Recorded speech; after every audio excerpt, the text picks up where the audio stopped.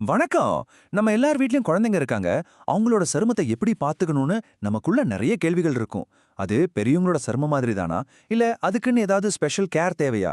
வாங்க, இந்த முழு விளக்கத்துல குழந்தைங்களோட சருமம் பத்தின சில பொதுவான கட்டுக்கதைகளை எல்லாம் உடைச்சு, அதுக்கு பின்னால இருக்கிற உண்மைகளை பத்தி விரிவாக பார்க்கலாம். சரி, முதல்ல இந்த ஒரு முக்கியமான கேள்வியிலிருந்து ஆரம்பிக்கலாம். ஒரு குழந்தையோட சர்மம் பார்க்கறதுக்கு நம்மளோட சர்மத்தோட ஒரு சின்ன வெர்ஷன் மாதிரி தானே இருக்கு. இது நம்மள நிறைய பேர் நம்புற ஒரு விஷயம். ஆனா நிஜம் அதுதானா?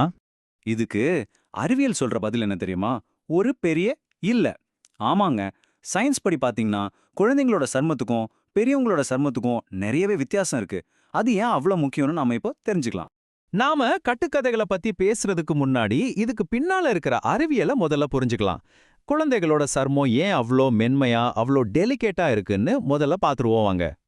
இப்ப நீங்க பாக்குற இந்த ஒப்பீட்டை கொஞ்சம் கவனிங்க. குழந்தைங்களோட சர்மத்துல அந்த பாதுகாப்பு அடுக்கு ரொம்பவே மெலிசா இருக்கு. தோல் செல்களும் ரொம்ப சின்னதா இருக்கு. முக்கியமா ஈரப்பதம் வெளியே போகாம தடுக்கிற அந்த ஒரு தடுப்பு அது ரொம்ப பலவீனமா இருக்கு. இதனால என்னாகும்? அவங்க சர்மம் ரொம்ப சீக்கிரமா வறண்டு போகும், லேசா எரிச்சல் வர ஆரம்பிக்கும். இதுக்கு ஒரு முக்கியமான காரணம் என்னன்னா ஸ்ட்ராட்டம் கார்னியம். இது நம்ம சர்மத்தோட மேல இருக்கிற முதல் பாதுகாப்பு அரண். நம்மள வெளி உலகத்துல இருந்து இதுதான் பாதுகாக்குது. ஆனா குழந்தைங்களுக்கு இந்த அரண் ரொம்ப ரொம்ப மெலிசா இருக்கிறதுனால தான் பல பிரச்சனைகள் வருது. இதனால உங்க குழந்தைக்கு என்னென்ன பாதிப்புகள் வரலாம்? அந்த மெல்லிய தடை காரணமா அவங்க சருமம் ரொம்ப சீக்கிரமா வறண்டு போயிடும், ரொம்ப சென்சிட்டிவா மாறிடும்.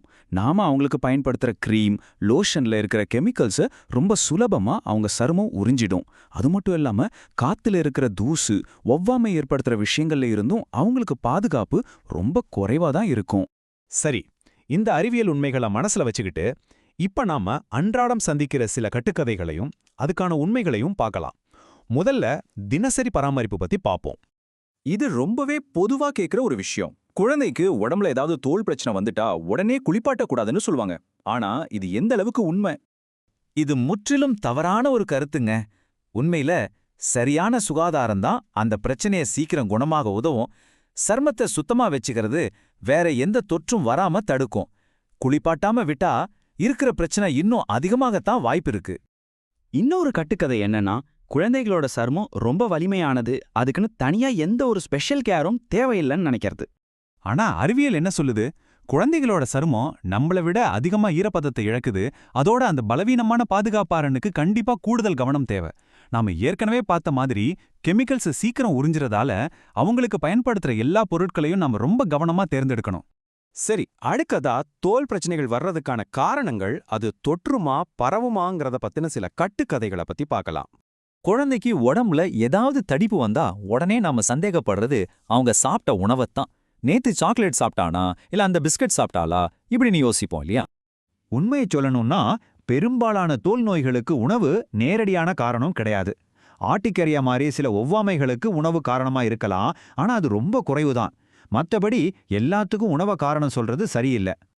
இது நிறைய பெற்றோர்களுக்கு இருக்கிற ஒரு கவலை. தங்களுக்கு ஏதாவது ஒரு தோல் நோய் இருந்தா அது பரம்பரையா குழந்தைக்கும் கண்டிப்பா வந்துடும்னு பயப்படுவாங்க. இதுல ஒரு நல்ல செய்தி என்னன்னா, எல்லா தோல் நோய்களும் பரம்பரையா வர்றதில்லை. அப்பா அம்மா 2 பேர்கிட்ட இருந்தும் வர்ற மரபணுக்கள் சேர்றது ஒரு ரொம்ப சிக்கலான ஒரு விஷயம். அதனால உங்களுக்கு இருக்கிறதால உங்க குழந்தைக்கும் வரும்னு தேவையில்லாம கவலைப்பட வேண்டாம். ஒரு குழந்தையோட தோல்ல ஏதாவது தடிப்போ புண்ணோ இருந்தா அது மற்ற குழந்தைங்களுக்கும் பரவிடுங்கிற பயத்துல அந்த குழந்தைய தனியா ஒதுக்கி வைக்கிறது ஒரு பெரிய சமூக பிரச்சனையா இருக்கு. ஆனா உண்மை என்ன தெரியுமா? பெரும்பாலான தோல் பிரச்சனைகள் தொற்று நோய்களே கிடையாது. அதாவது ஒருத்தர்கிட்ட இருந்து இன்னொருத்தருக்கு பரவாது.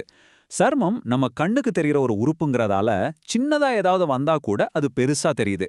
அதனால தேவையில்லாம பயப்படுறத விட்டுட்டு ஒரு தோல் மருத்துவ நிபுணர்கிட்ட ஆலோசனை கேட்கறது தான் புத்திசாலித்தனம்.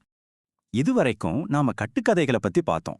இப்போ குழந்தைங்களோட தோல் ஆரோக்கியம் ஏன் அவங்களோட ஒட்டுமொத்த நலனுக்கும் ரொம்ப முக்கியங்கிற பெரிய கண்ணோட்டத்தை பார்க்கலாம். சருமம்ங்கிறது வெறும் நம்ம உடம்ப மூடி வச்சிருக்கிற ஒரு போர்வை கிடையாது. அதுதான் நம்ம உடம்புலயே இருக்கிற மிகப்பெரிய உறுப்பு. அது நம்மளோட முழு ஆரோக்கியத்தையும் காட்டுற ஒரு கண்ணாடி மாதிரி.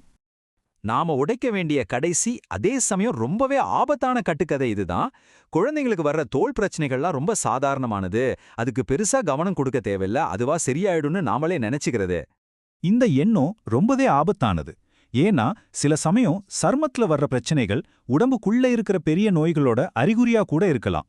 குழந்தைகளோட உடல் பரப்பு அவங்க எடைக்கு விகிதாச்சாரமா அதிகம் இருக்கிறதால அவங்க சுற்றுப்புறத்துல இருக்கிற ஒவ்வாமை தொற்றுக்கிருமிகளால ரொம்ப சீக்கிரமா பாதிக்கப்படுவாங்க.